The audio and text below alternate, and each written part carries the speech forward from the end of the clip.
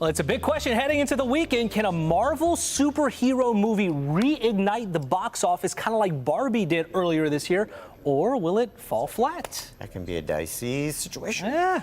Here to tell us about the movie is our movie reviewer, Greg Russell. Hi, Greg. Hello. And you bought refreshments I bought for us. refreshments. Thank I you. mean, got something special coming up. Yeah, so you got your MJR popcorn, candy, and pop. You come Lovely. equipped. I love to bring prizes and gifts. Well, so let's start with the aforementioned new Marvel movie, The Marvels.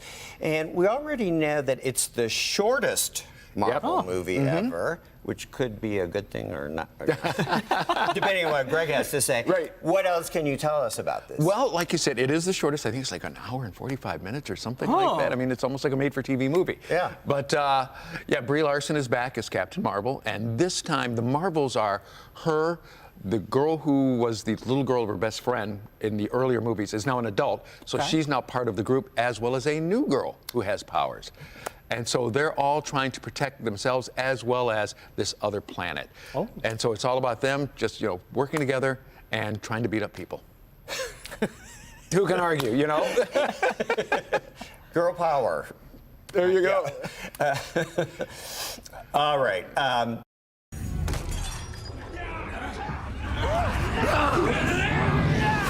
Annihilation!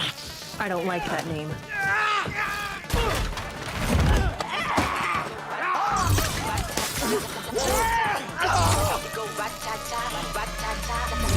DJ Spillis, we beat the realest team on the list. Watch out, I kill it, watch out, I spit it on the mic. Y'all can't do what I do, just admit it. Money, get it, drop it to the floor. This look pretty, y'all ain't doing it. It's all marvelous. What's the verdict? How many reels? We're going to put it right in the middle with a 3. I mean, they're still kind of like missing a little bit of oomph, you know, with it. I talked to the people when we were coming out of the theater, and they kind of said the same thing. It's like they enjoyed, but it just Do you think missed the that Marvel punch. movies are struggling since Endgame? I think so. You think that's part of it? I think so. I mean, that was actually even in Variety, where they're talking about some people are just on a, you know, superhero overload.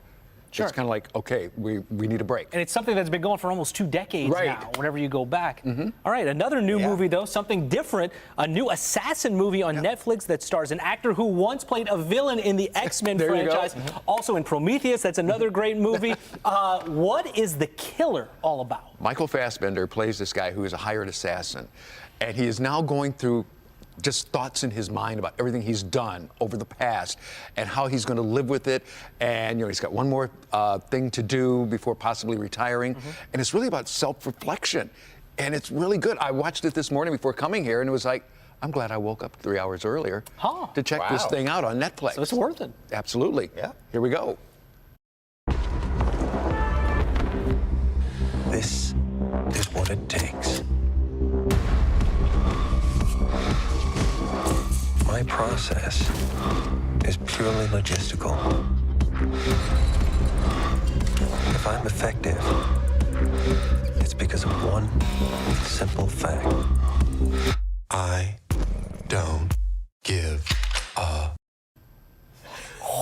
That looks like a heavy movie. It really is. It really is. I mean, it moves. It brings you right in. And like I told John, he is going to love the aliases that his character has in this movie because they're all based off of old TV shows and old movie characters. So it's like, oh my goodness. But we're not talking Fletch here by any means. Oh, no. No, old ones, like my era, the silent era.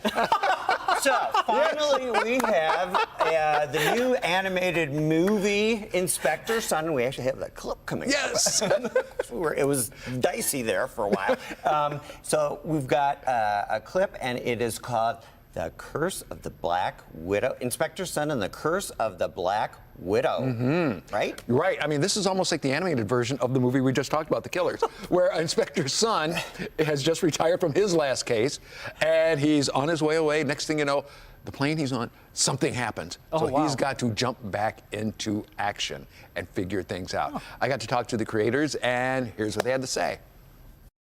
And it's just such a nice story where, yes, it gets involved, but kids can follow along and enjoy it. I got to figure that's got to be one of the main things you were going after. Amazing. Yeah.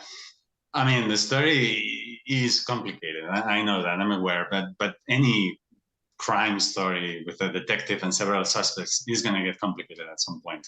Right. I mean, if you think about the Maltese Falcon, for example, is an extremely convoluted script. But in the end, everything makes sense. And even if you just catch, like, say, 75% of it, then you're good. I mean, so I think the purpose of the movie, of course, was to make a movie for the families, not only for the kids, but also for the parents. And you know, I think we succeeded. Keep on making more and more of these. I know people would enjoy it. I mean, you've noticed we planted the seed for the next movie, which will take place in Egypt. That's a good interview. I'm glad Thank we had the you. clip. Yay! So Rachel. how many reels? This is a kids for, because also the parents will enjoy because there's enough grown-up humor where they don't feel like, okay, this is just for the kid, maybe it'll be over soon. So yeah, fun time. Okay. Great interview. You also have great reviews. Where can people find more? Just go to movieshowplus.com, and that's where you can find more reviews, plus a special giveaway that I will tell you about right now in celebration of the new IMAX screen at MJR Southgate. We are giving away a $50 MJR gift card. Now, this is Michigan's first IMAX laser screen. Ooh. So That sounds fun. Yep, so that's all happening this weekend, so you can go out there, get your $50 gift card. Just check into our Facebook page for Movie Show Plus after 3 p.m. Sounds fun, especially heading into the cold winter months. Greg, thank you. Absolutely.